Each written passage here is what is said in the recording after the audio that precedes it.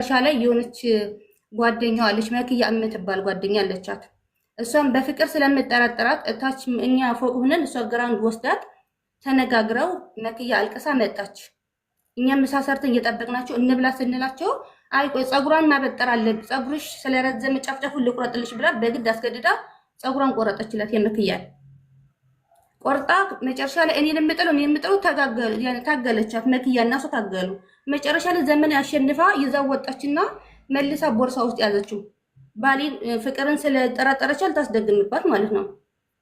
ከዛ ይህን ነገር ለእኔ ነግራኛለች። ላስደግምባት ነው ቅድም እንትን ያልኩት ፀጉሯን የወሰድኩት አለችኝ። እኔ ለመክያ እንዳልነግራት ዘመናዊ ብሬን ትከለከለኛለች። ፈራው ዝም እንዳለን ደግሞ ኃጢአት ነው። እዚህ ጋር ሁለት ነፍስ ነው ገደል እየገባ ያለው። ምክንያቱም ዘመናዊ ብታስደግምባት ኃጢአት ነው። ያችን ብታብድ ደግሞ እኔ እያየሁ ዝም አልኩ። ለእኔም ኃጢአት ሊሆንብኝ ነው። እና ሌሎች ልጆችም ስላሉ እነሱ ጋር አወራን። ዘመናዊ እኮ ቅድም ፍቅርንም አሳብደዋለሁ ነው የምትል ሁሌም አሳብደዋለሁ ስለምትል እቺ ልጅ ተሳብዳት ነው አይደለ ፀጉሯን ያዘችበት ብለን እኛም እያወራን እኔ አልነገርኳትም። እነዛ ልጆች እኔ አዎ ብያለሁ። እነዛ ልጆች ለእሷ ነገሯት። ልጅቷ መሳፈሪያዋ ደረሰና ወደ አገሯ ተሳፈር ከቦርሳዋ ፀጉሯን አውጥተወሰደች መክያ ማለት ነው። ስለዚህ እኔ የነገርኩት ለአንቺ ነው፣ ድግምት እንደማሰራበት የነገርኩት ለአንቺ ነው። አንቺ ነሽ የነገርሻት ለመክያ ብላ በዛ ምክንያት ብሬን ከለከለችኝ። ነው ልጨርስና በኋላ ታወዳለሽ። አላቋርጥሽም። እኔ ከሀቡ ጋር ነው አንዴ ለእሱ ምስክርነት ነው የመጣችሁ። ለራሷ ጉዳይ ለእሱ ነው ምስክርነት የመጣችሁ። ለራሷ ጉዳይ ነው። ለራሷ ጉዳይ ከሆነ ስለራሷ ነው የምታወራው። ለምን ልጨርስና በኋላ ትመጫለሽ? ያማታል እንዴ? ሶሊያና ትጨርስ። ማቋረጥ ትክክል አይደለም። ትጨርሳ እንዴ? ወንድሟ አለ፣ ታናሽ ወንድሟ አለ። በጣም ጥሩ ሰው ነው። ገንዘቧን ስጫት እያለ ሁሌም ይቆጣታል፣ ጨቅጭቃታል። አሰማውም ህይወቴን አበላሽተዋል ከፍቅር ጋር እያለች ከዛ ከኮሮና በኋላ አፉ ስለመጣ በዚህ አጋጣሚ ሊጠቀም ብዬ ኢትዮጵያ ገባሁ። ገብቼ ለቤተሰቦቿ ተናገርኩ። አባቷን ያላቅልሽም አይቻሉ ስትሰጫት የራሱ ጉዳይ ብሎ አላቅልሽም አለኝ። ወንድሟ ታላቅ ወንድሟ ደውሎ ጠየቃት። የለብኝም አላቅም አለች። ከዛ ሪከርድ አለኝ። ሪከርዱን አሰማቸው። ቤተክርስቲያን በቄስ በሽማግሌ አባቷና ወንድሟ ተይዘው ሪከርዱን ሳሰማ ተደውሎ ጠይቃት የራሷ ወንድም ትልቅ ወንድሟ ትንሽ ወንድሟ ስጠይቀው እኔ ሸምግያ አሰጥቻታለሁ ብሏል አለ አሉኝ። ሽምግልናው በዚህ ተዘጋ። አባትየው የራስሽ ጉዳይ ያላቅልሽም እያለ ወንድሟ ግን ሁለት ወንድሞቿ እየደወሉ ይቆጡታል ስጭ እያሉ እና የጠፋሁበት ብላ ያሰበችው ከሻርጃ አጅማን 15 ብር ከፍያለሁ የግማሽ መንገድ። ከዛም በኋላ ቢሆን 100-200 ብር ነው። ታምሜም አንድ ቀን የወሰደችኝ ቢሆን በቃ 500 ብር ነው። የቤት ክራይ ደግሞ የአንድ ወሩን ከፍያለሁ። 3 ወር ደግሞ አልመጣውም።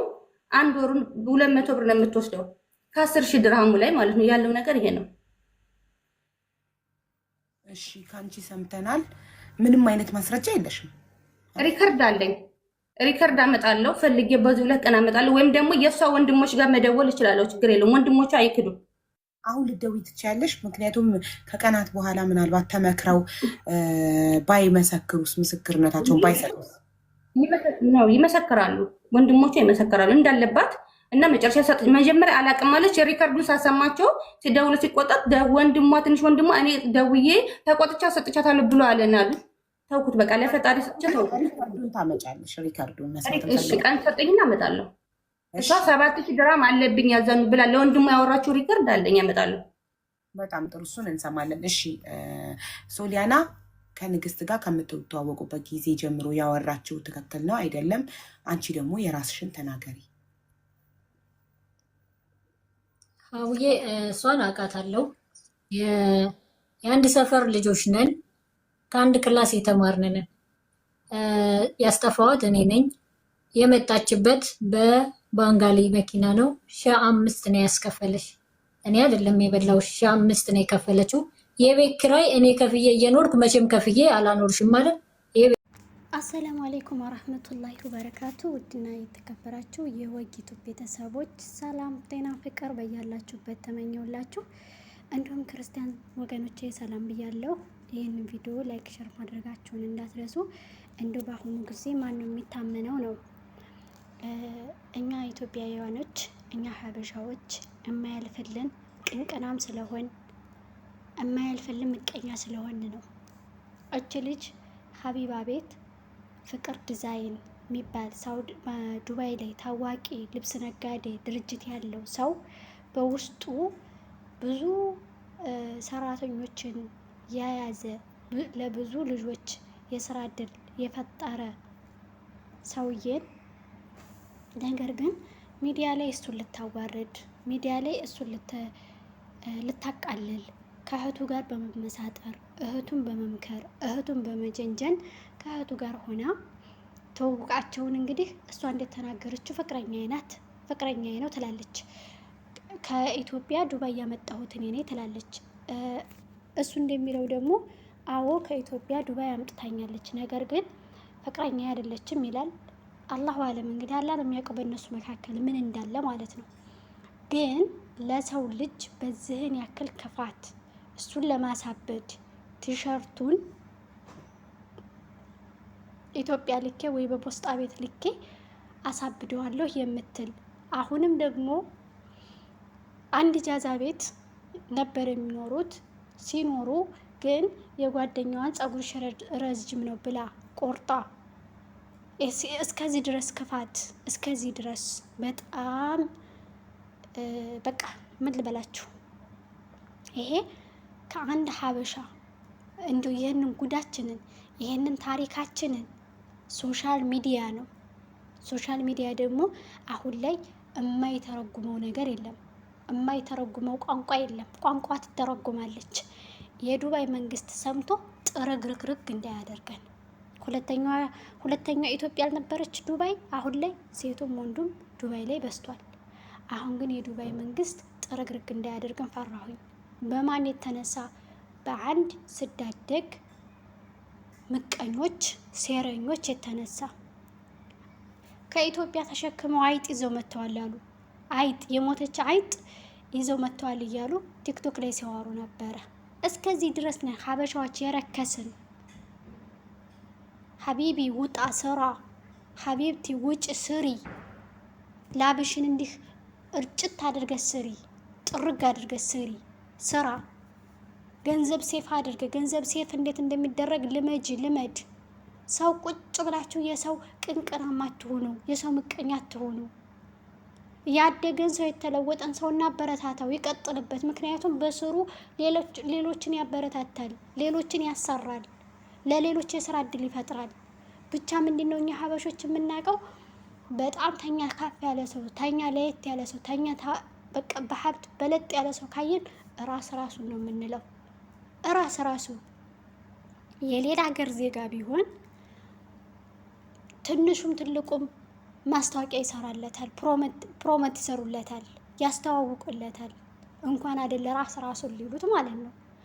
እኛ ግን ምቀኞች ራሱን ነው የምንለው። ቤት ባገኘ ነው የሆነች ነገር ነው የምንፈልግለት፣ የሆነች ነገር እንዲያድግ እንዲለወጥ ሳይሆን እሱ እንዲወድቅ። እኛ ሀበሾች ይሄ ነው ስራችን። ስለዚህ ከእንደዚህ አይነት ነገር ተቆጠቡ። አያልፍላችሁም። ሁሌም የበታችሁ ናችሁ ነው የምትኖሩት። እች ልጅ መጀመሪያ እሱ ስታመጣ እሱን አዋርዳለሁ፣ እሱን አቃልላለሁ፣ እሱን ጉድ ይሰራለሁ ብላ ከእህቱ ጋር ተመካክራ መጣች። ነገር ግን የራሷ እሱ በመረጃ ነበር ሲከታተላት የነበረው። ፍቅር ዲዛይን በመረጃ የራሷ ጉር ነው የወጣው፣ የራሷ ሪከርድ ነው የወጣው። መተት አሰራበታለሁ የሚል የራሷ ሪከርድ ነው የወጣ። በልብሱ አንድ ቲሸርት አለው እዚህ በሱ መተት አሰራበታለሁ የሚል ማለት ነው። በቃ የራሷ ጉር ነው የወጣው፣ የራሷ ውሸት ነው የመጣው። የራሷ ጉድ ማለት ነው። ሰው አቃልላለሁ ስትል የራሷ ቮይስ የተደራረገችው ሪከርድ የተደራረገችው ጉድ ነው የወጣባት። የራሷ ጉድ ማለት ነው። አሁን ደግሞ ይሄው ብር አለብሽ ተባለች። ለብሩ ደግሞ መረጃ አመጣለሁ አለች። አንዳንድ ጊዜ ግን እኛ ሀበሾች አሁን ይች ልጅ የት ነበረች እስከዛሬ ሀቢባ ቤት መታ ይች ንግስት ጥበብ የምትባለው ዛሬ ሚዲያ ላይ ወጥታ ይች ልጅ ስትረክስ ስትዋረድ ዛሬ መታ መክሰሷ አግባብ ነው ብዬ አላስብም። ጉድ ቻናል ቤተሰቦች እስከዛሬ ሀቢባ ቤት ገብታ መክሰስ ትችላለች። እስከዛሬ ሀቢባን ዛሬ አይደለም የመጣችው። ሀቢባ ዛሬ አይደለም ብራቸው የተበላ ደላላ በደላላም በብድርም በምንም የተበላ ስታስመልስ ኖራለች። ስትፋለምም ከደላላዎች አካውንቷ ራሱ እየተዘጋ ኖራለች። ዛሬ አልነበረም ማቅረብ የነበረባት። ሀቅም ኖራትም አልኖራትም ዛሬ አልነበረም። ዛሬ ማቅረቧ ይች ልጅ ዛሬ ስትዋረድ፣ ዛሬ እንደዚህ ስትሆን፣ ዛሬ ብር አለባት ብላ መንጣቷ አግባብ አይደለም፣ እንደ ራሴ ማለት ነው። ግን ወደ ቻናል ቤተሰቦች ቅንቅናማ አትሆኑ። እኔ አሁን በዚችም ልጅ የታየኝ ነገር ዛሬ የወደቀን እንጨት ምሳሌ ይበዛበታል እንደሚባለው ሁሉ ይችኛይቱ ልጅ ሶሊያና የምትባለው ትክክል ናት እያልኩ አይደለም። ዘበናይ ነው ትክክለኛ ስሟ፣ ትክክል ናት እያልኩ አይደለም። ስተት ነው የምትሰራቸው ስራዎች ሁሉ ስተት ናቸው።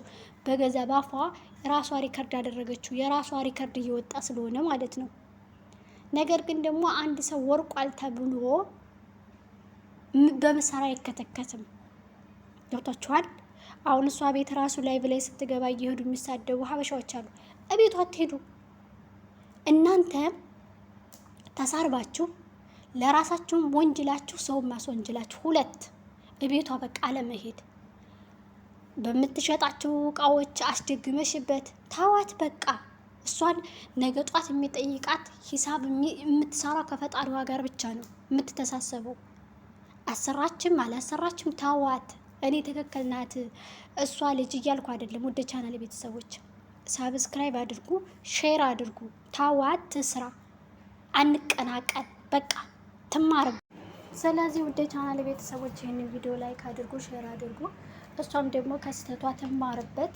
እንደዚህ አይነት አጸያፊ ነገር፣ እንደዚህ አይነት ዝቅ የሚያደርግ የሚያዋርድ ነገር ድጋሚ እንዳሰራ ትምህርት ትወስድበታለች። እናንተ ግን እየሄዳችሁ አትሳደቡ። ይህን ቪዲዮ ላይክ አድርጉ፣ ሼር አድርጉ። ውድ ቻናል ቤተሰቦች በቀጣይ በሌላ ቪዲዮ በአዲስ ርዕስ በአዲስ